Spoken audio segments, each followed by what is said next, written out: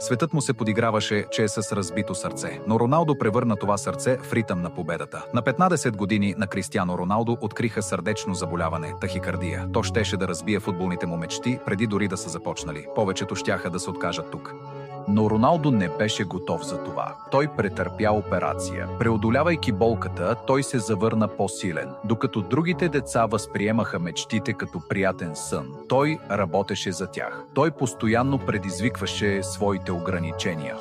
Като тичаше допълнителни обиколки и тренираше сложни удари, той доведе всяко движение до съвършенство. Всяко унижение, всяко отхвърляне, всяка дума «не можеш» той превърна в гориво. Някои го наричат арогантен. Други се присмиваха на лудата му амбиция, а трети твърдяха, че той не е по-добър от Меси. Но Роналдо не си губеше времето в безсмислени спорове. Той остави действията си да говорят. Чрез голове и изчупени рекорди. Всеки матч беше неговият отговор към света. Той показа на света, че ограниченията съществуват само ако ние им позволим. Ако той може да се издигне над всички препятствия, то това е моментът да не позволявате на света да определя вашите граници.